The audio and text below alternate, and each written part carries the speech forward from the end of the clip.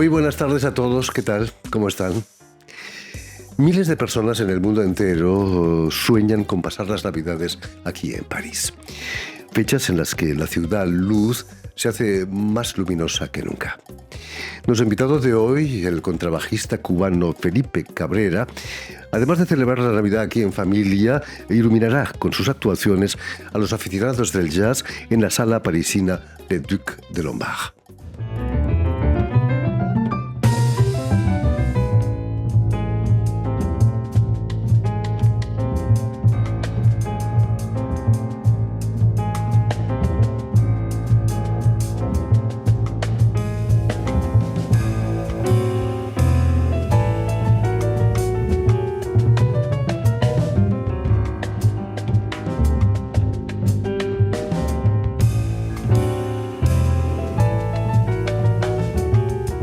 Buenas tardes, Felipe. Hola, ¿qué tal, Jordi? Buenas tardes. Felipe Cabrera. ¿Cuánto tiempo, eh? ¿Cuánto tiempo? No pasa el tiempo muy rápido.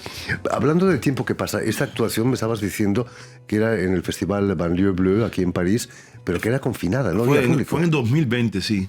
Terrible, ¿no? Actuar sin público, debe ser como... Sí. Bueno, era así, ¿eh? Había que adaptarse. Al menos se filmó, ¿eh? Claro que sí. Se filmó. Y con una gran bailarina que se llama Judith, por lo menos pudimos... ¿No te obligaron a ponerte máscara?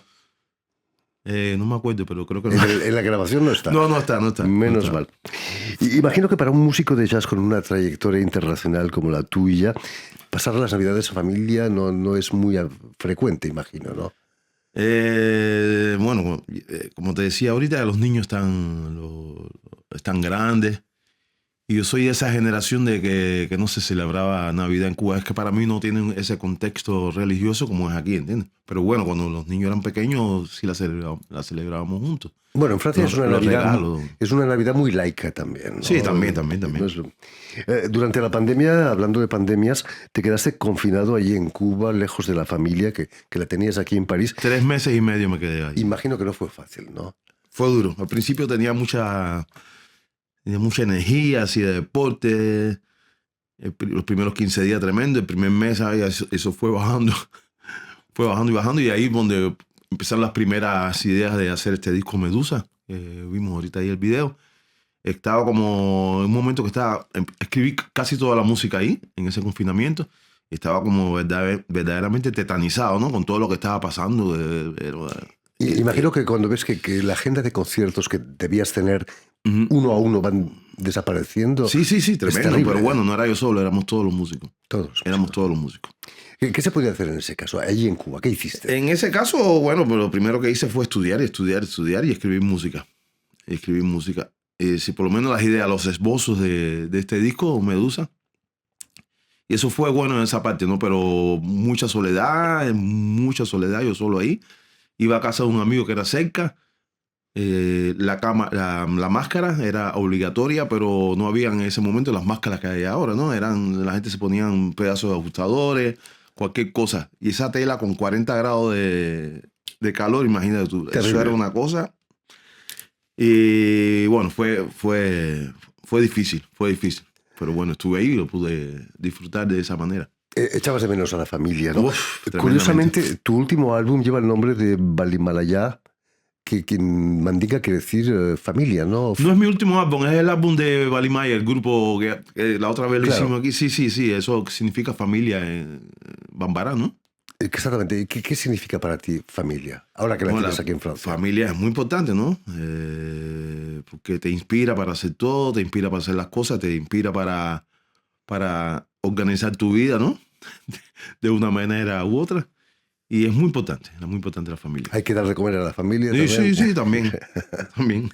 Permíteme, Felipe, que recuerde a nuestros oyentes que has nacido en Cayo Hueso, ahí en Cuba, en 1961. Allí la música imagino que es un asunto de familia también, ¿no? También, en esa época casualmente había muchos músicos cubanos que vivían en ese barrio. Es decir, por ejemplo, los Zafiros vivían al lado de mi casa, 2 o 3 de los Zafiros. Juan Fomer en ese momento vivía ahí también. Muchos músicos, gente de la ritmo oriental, era como familia todo el mundo ahí. Y mi papá era músico también, Ángel Díaz, la gente de Movimiento Feeling, todo estaba ahí. ¿Cómo funcionaba? ¿Os encontrabais por la noche para tocar, para hacer fiestas? Bueno, yo era joven, estaba en la escuela, ¿no? No tenía mucho... Todavía. Estoy hablando de cuando era jovencito, adolescente, ¿no? Pero cuando era más pequeño, todavía no, cuando no había empezado a estudiar la música, mis amistades, mi contorno eran otros, ¿no? Eran los muchachos del barrio, esas cosas. Un momento que entro en la escuela de música es como todo el túnel se encamina, ¿no? Y cambiaron los amigos, porque me pasaba el día entero con los amigos, por la mañana hasta por la noche en la escuela de música. Y un poco no los eliminé mis compañeros de infancia, ¿no? Pero ya no tenía tiempo para estar con ellos jugando al fútbol o al béisbol, ¿no? Además vas a estudiar en el Conservatorio de La Habana. Sí, el Amadeo Rodán. Y no contrabajo, sino fagot. Fagotista, que es sí, como sí. un contrabajo más pequeño, pero en el que hay que soplar, ¿no? Es un poco la misma función de acompañar, sí, sí, ¿No? sí. ¿Cómo fue eso? Porque tu vocación era de fagotista, no. El problema que yo empecé, yo no sé si habíamos hablado hoy, quería empezar a estudiar guitarra en Amadeo Rodán, ¿no? Pero en esa época había una saturación Todo el de mundo alumnos que quería querían tocar estudiar guitarra. guitarra o batería, imagínate tú. Y había muy pocos fagotistas, habían instrumentos que estaban en déficit de alumnos, era fagot, el corno inglés, bueno, la trompa, perdón, el corno, y el oboe. Y bueno, hice la prueba de aptitud para fagot y el maestro me dijo que venga para acá rápidamente. Fantástico. Sí. Con la guitarra funciona mejor con las chicas, ¿no? El fagot Eso es dice. menos sexy, quizás. De verdad que no sé, posible. Bueno, Pedro y el Lobo, quizás. Claro, quizás. La parte del bajo en la historia de la música es fundamental, casi más que la melodía, ¿no? Eso es lo que piensan al menos los contrabajistas.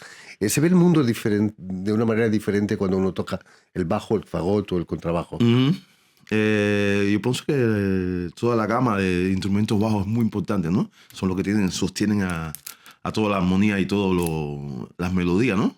Si eso falla, todo se viene abajo. Yo no quiero ser escéptico directo con eso, pero de todas maneras nos dicen a nosotros que es tónica y dominante, así que y nosotros tranquilos con la tónica y dominante. Pero con el fagot vas a llegar a ser primer fagot de la Orquesta Nacional de Cuba. Era segundo fagotista, segundo fagotista. Que no está mal. Y vas a grabar como instrumentista con nombres de la nueva trova cubana como Sí. Pablo Milanés Y Silvio Rodríguez. Rodríguez, ¿Cómo sí, fue sí. esa experiencia con esos monstruos para nosotros? Sí, en eso aquella época? fue sobre todo cuando estaba todavía estaba en la escuela, ¿no? Y necesitaban grabaciones de fagot y todo eso.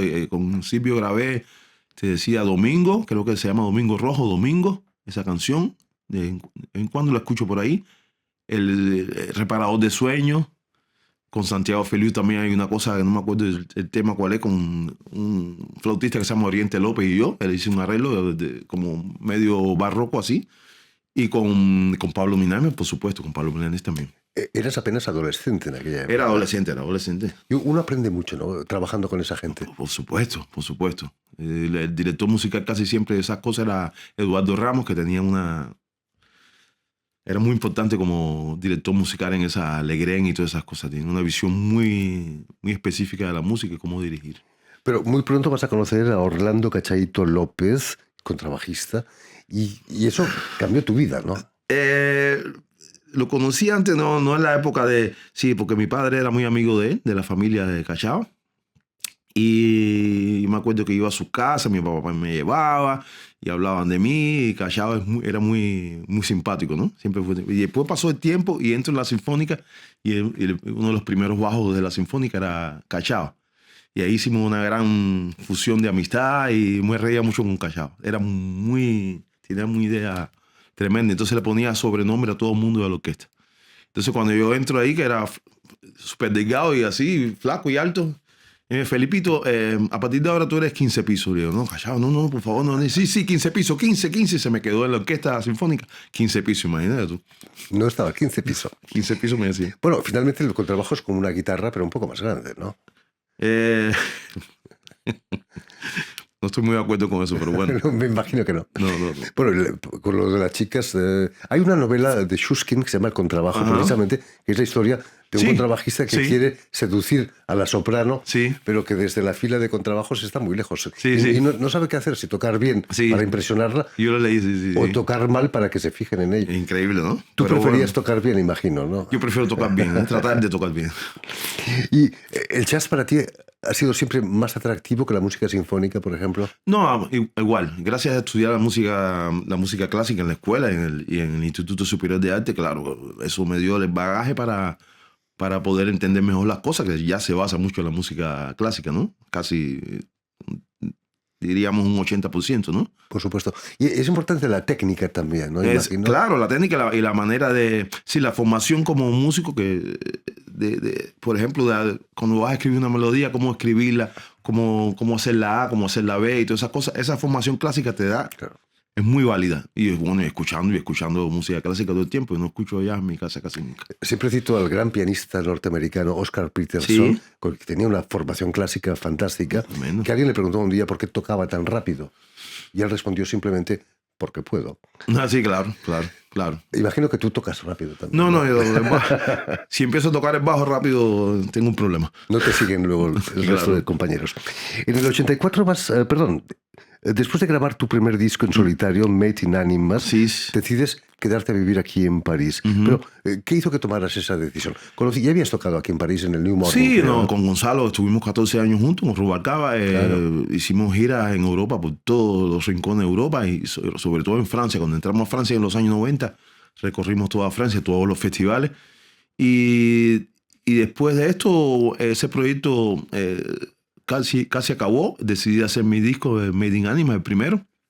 Y después tuve un contrato de trabajo aquí en Francia con un pianista americano. Y a partir de ese contrato de trabajo, que era indefinido, pude tener residencia y todas esas cosas, ¿no? Está bien. Precisamente con el cuarteto cubano, con Gonzalo Rubalcaba, teníais como padrino nada más y nada menos que a Dizzy Gillespie, el trompetista americano, ¿no? Sí. ¿Cómo era Dizzy Gillespie? Tremendo, porque primero no se llamaba Cuarteto Cubano, primero se llamaba Grupo Proyecto. Y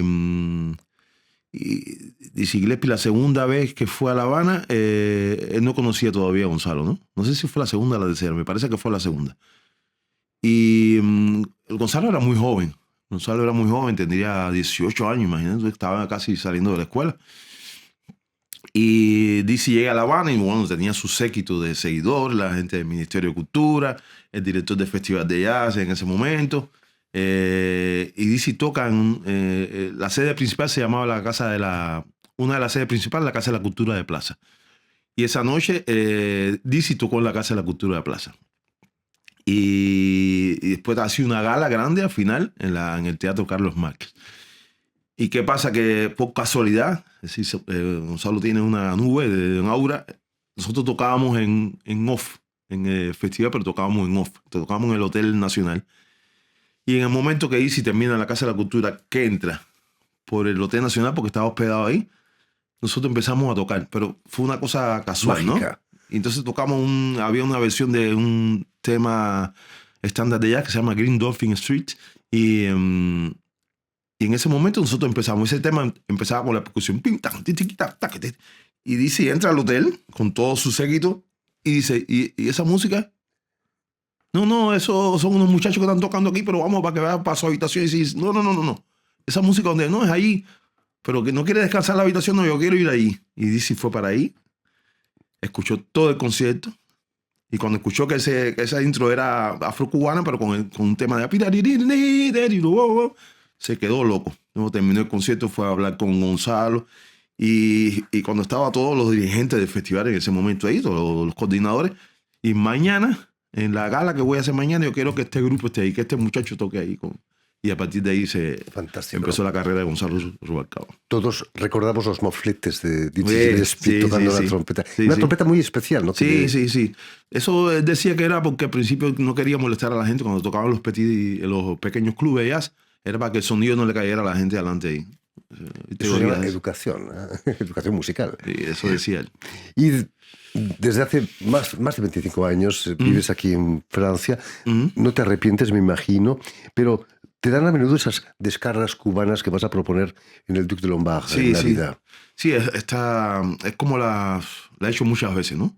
Eso empezó le propuse al Duc de Lombard, al programador. Tienes una relación muy estrecha, ¿no? Con sí, el Duc de Lombard. Porque... Estuviste en residencia, creo que allí. Sí, hice la primera en el 2018 hice una de residencia ahí, que era de tocar todo un domingo de cada mes. No sé si el primero o el último domingo. Y aquello empezó a llenarse. Y un domingo es muy difícil porque la gente está en su casa. Y aquello fue tremendo. Y después, bueno, pudimos hacerlo regularmente, ¿no? Cada que llega el fin de año, Navidad, yo le pregunto, ¿quieres hacerlo? Me dice, sí, vamos. Y lo hacemos. No está mal, ¿no? Vas a estar rodeado en esta ocasión con grandes nombres de la música cubana. Sí. Estoy pensando en el percusionista Abraham Max Farrell. Está Abraham Max Farrell en la percusión, más? está esta vez en la batería percusión, ¿no? Está Inor Sotolongo en la percusión, está Piti Cabrera en el piano, está Irving Acao en el saxofón y dos super cantantes, Carlos Miguel Hernández y Anaís Ramos. Aunque la primera de esas actuaciones es el día de Navidad, no vais a cantar villancicos, imagino, ¿no? Si me lo proponen, no lo aceptaría. Me imagino que no.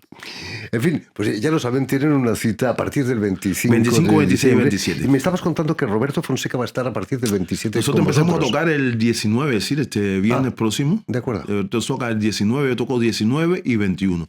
Y el 20 tiene un dúo con Segal, el chelista, Sí, es muy bueno. Sí. Le aconsejo que lo vean. Y nosotros tocamos el grupo grande 19 y 21. ¿Y a partir del 27 qué pasa? ¿Es con Fonseca también? No. ¿El 25? El 25. No, el 25 con las descargas. Naturalmente.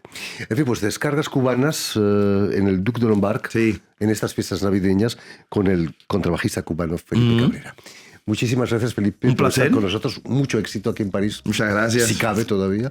Sí. Permíteme también que dé las gracias a Suel Kedir y a Guillaume Buffet, quienes se han ocupado hoy de Sí. la realización del programa. Sí. Y también saludar a nuestros telespectadores, porque claro. también los tenemos, que nos siguen en toda América, desde Chicago Claro. hasta la Patagonia, gracias a una cadena de televisión que se llama UCL, un canal latino, y también una red que se llama TAL, TAL, que reúne televisoras públicas y qué bien. universitarias de toda América. Qué bien. Y a ustedes, muchísimas gracias por su Muchas gracias. atención. Se lo decimos desde aquí y les esperamos para una nueva edición del invitado de Radio Francia Internacional.